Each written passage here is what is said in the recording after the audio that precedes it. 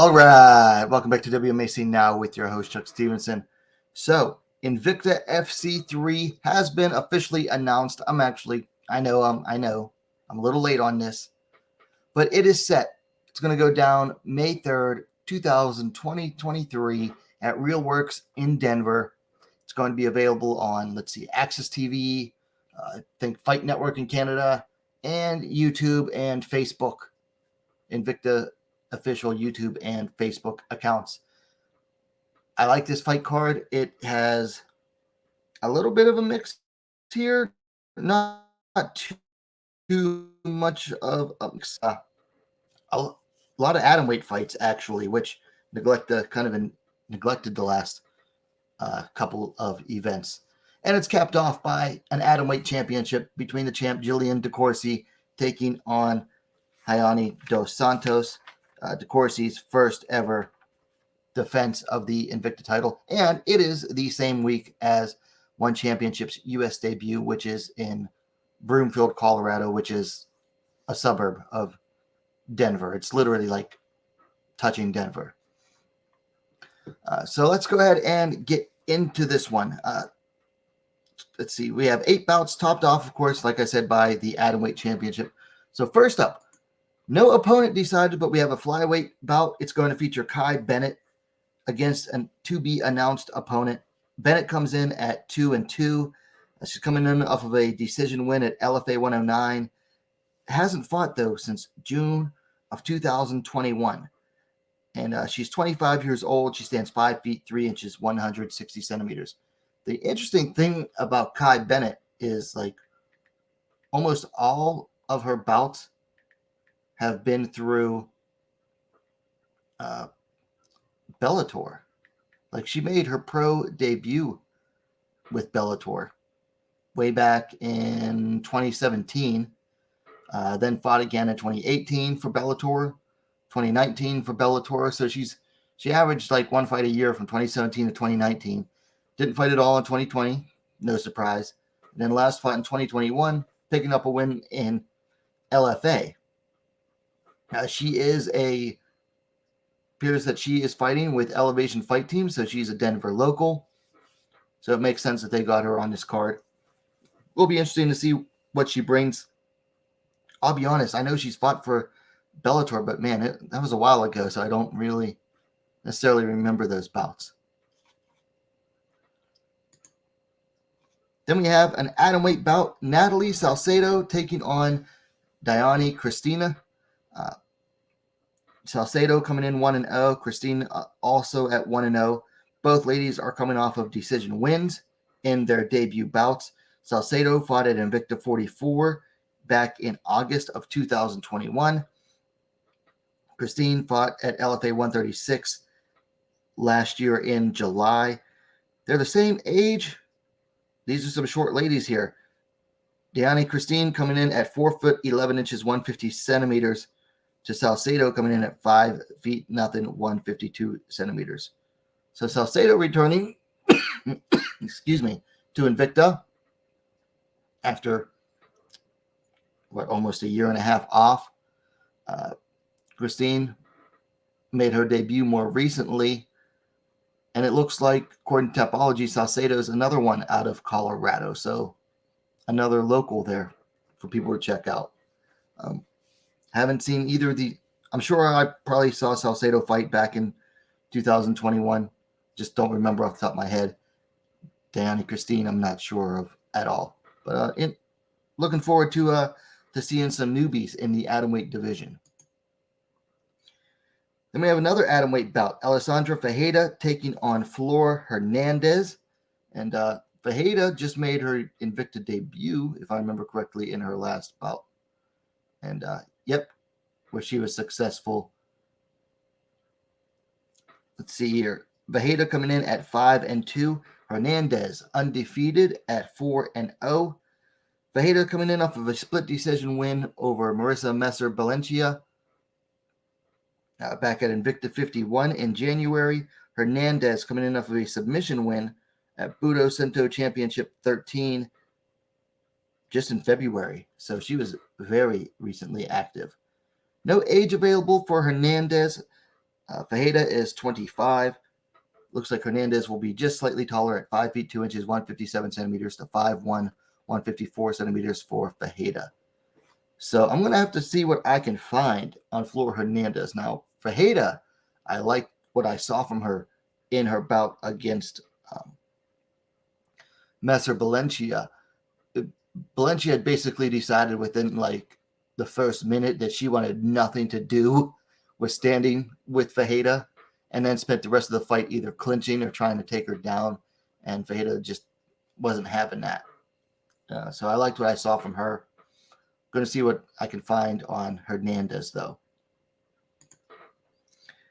Then we have a flyweight bout. Liana Pirosin taking on Elise the Peace Pone. Pirosin coming in at 8-5. Pone coming in at 2-1. Pirosin coming in off of a submission loss at Invicta 48 last July. That was to, I want to say, Christina Williams. Yes. Pone coming in off of a decision win over Melissa Odessa Parker a little over 4 months ago.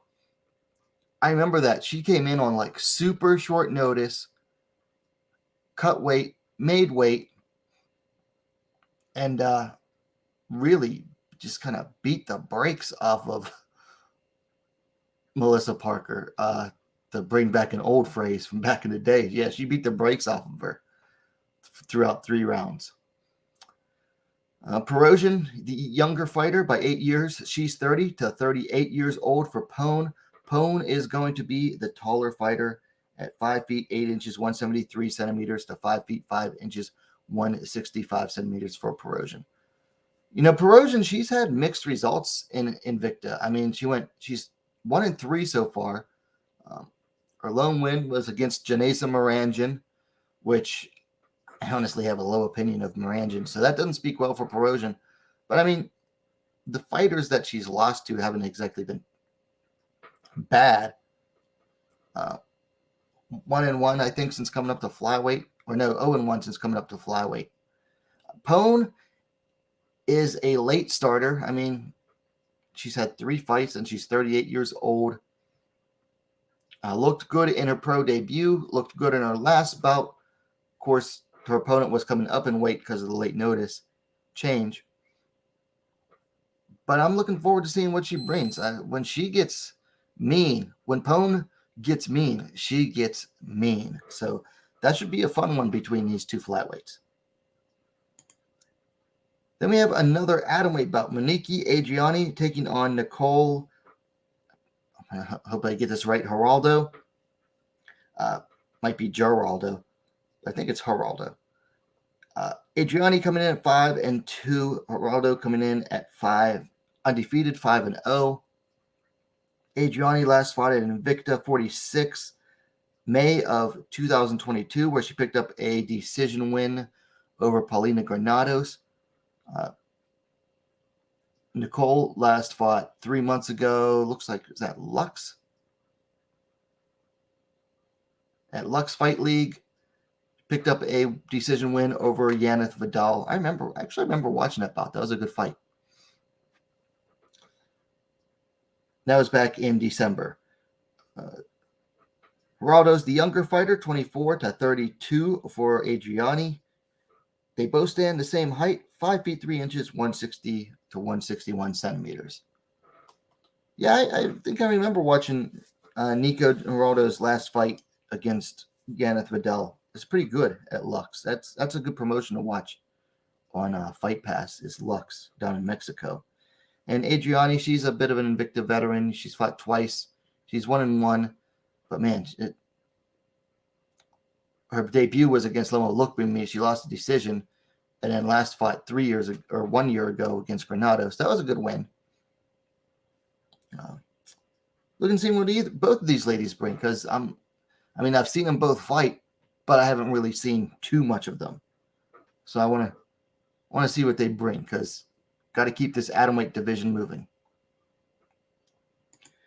Next we have, I believe, the lone strawweight bout on the card. Yes, it is. Jéssica Delboni, the former atomweight champ, moving up to strawweight to take on Dynamite Danielle Taylor. Delboni coming in at 12-4.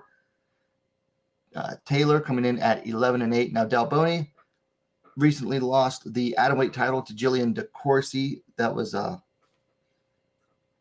Invicta 49 in September via submission. Taylor, riding a 3-fight losing streak here, last lost a split decision at Combate Global in September to Carolyn Gallardo. That was a close fight, too, and I remember people at the time even saying Taylor probably should have gotten the nod there, but she wasn't going to get the nod against, the contracted fighter in Combate. Let's see. Delboni's the younger fighter at 29, Taylor at 33. Delboni's taller at 5'1", 155 centimeters to 5'0", 152 centimeters for Danielle Taylor. So Delboni moving up to strawweight for the first time after losing her title. I'm not surprised. A lot of atomweight champs do that. At least a lot of atomweight champs in Invicta have done that. They lose the title. They move up and try their hand at strawweight. There's been mixed success there. So Delboni will be the latest. She isn't against one of the smaller strawweights in Danielle Taylor at 5 foot even. Danielle could be an atomweight if she wasn't bottom heavy. She has a thick undercarriage, as you would say. This could be either really boring or really exciting. Both fighters have their moments. Sometimes they both come out and they're really exciting. Other times they come out and they're just looking to get a win. If they both come out looking to, bring the noise, we could have a really good fight here. If they both come out looking to just get a win, it could get really boring. I think everybody remembers Danielle Taylor's run in the UFC and wishes that they couldn't. Now, you will remember the last time Taylor tried to bring the excitement, she got knocked out against Emily Ducote. But that's what happens. You take risks. And sometimes it pays off, sometimes it doesn't. Delboni, her last 3 fights, really, she wasn't trying to take risks. So hopefully they both come out and look to entertain in this bout. So now we move on to the co-main event, the lone bantamweight bout of the evening. Big bad Olga Rubin taking on Claire Grizzly Guthrie. Bellator veteran coming in at 8-3. Guthrie, the Ultimate Fighter veteran, coming in at 5-1. Both coming in off of decision wins recently. Both fought at Invicta 51 in January. Rubin coming off of a unanimous decision win over Serena de Jesus. Claire Guthrie picked up, I thought it was a bit of an upset over Autumn Norton. And surprised me with that win. Let's see. Rubin is the elder of the two at 33-27 for Guthrie. Rubin will be the taller fighter as well at 5'9", 174 centimeters to 5'6", 168 centimeters for Guthrie. Rubin's got to put a win here. If she wants to get back to the big show, she was never in the big show. She was in Bellator, but if she wants to get back to a bigger show, she needs a win here. She's had mixed results lately. She lost in her Invicta debut to Tanisha Tennant, picked up her win her last fight. Before the Tennant fight, she had a win. She's got to put some wins together. Guthrie, though, is on a nice 4-fight winning streak officially and has looked good since the Ultimate Fighter, picking up 2 straight wins, both by decision, but doing really well in those. The bantamweight division, it's very thin right now. No matter where you look, the bantamweight division is really thin. And we know the UFC needs some bantamweights. So the winner of this fight could easily get picked up by the UFC. Especially Guthrie. If she puts together 5 straight wins, that'll look really nice. Then in the main event, we have the Atomweight Championship. Jillian Lionheart DeCoursey taking on Rayanne dos Santos. DeCoursey coming in at 6-3. Dos Santos coming in at 13-6. Both coming in off of wins. DeCoursey, of course, submitted Jéssica Delboni at Invicta 49 in September via rear naked choke to claim the championship. She's been on a bit of a tear.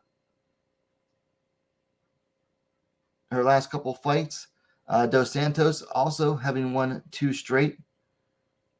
Last defeated Katie Saul 2 months ago at Invicta 51 in January. Dos Santos is the younger fighter by 11 years here, 27-38. They stand the same height, 5 feet 2 inches, 157 centimeters, which is about your average atomweight height. This should be a good one. You know, DeCoursey, she's had this late, I want to say late career resurgence because she's still young in her career, less than 10 fights. But like, we'll say like late life resurgence. I mean, she's 38 years old.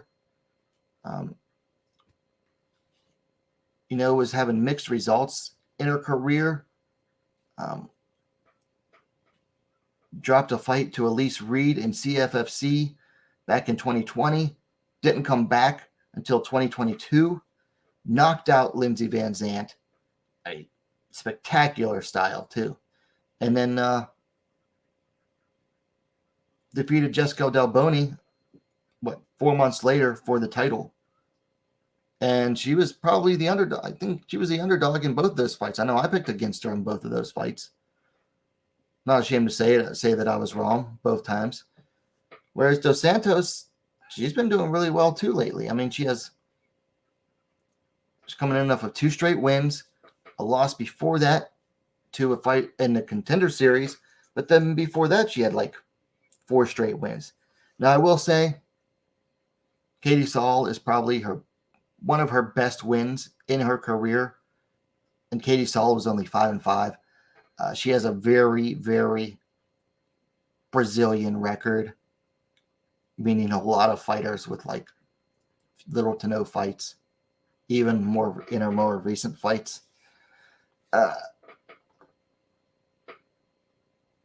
We'll see what you can do against DeCoursey. I mean,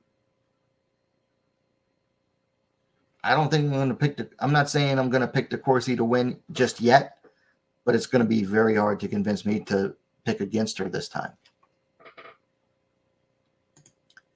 So you have it. Invicta FC 53, like I said, goes down May 3rd, 2023 at RealWorks in Denver. And that is the same week that One Championship makes their debut. You got Invicta on Wednesday.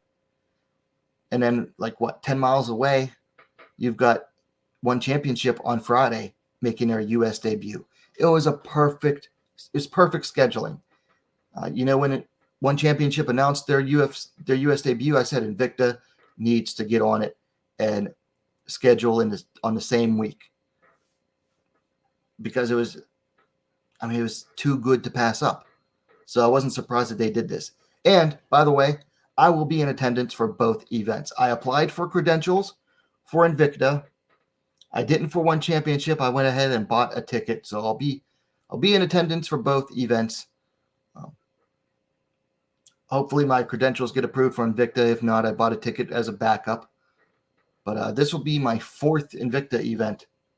And all 3 of the previous ones were in Kansas City. This will be my first time ever in Denver. So if you're listening to this and you're in Denver, let me know. We can meet up, or let me know some cool spots to hit up while I'm out there. So there you have it. Invicta 53, May 3rd. I'll be there. Should be a good one. There's some good fights on this fight card. Let me know your thoughts in the comments down below. If you like the vid, please hit that like button. And while you're at it, go ahead and subscribe to WMAC Now, the best, most complete women's mixed martial arts dedicated platform on YouTube. Thanks for watching. We'll see you next time.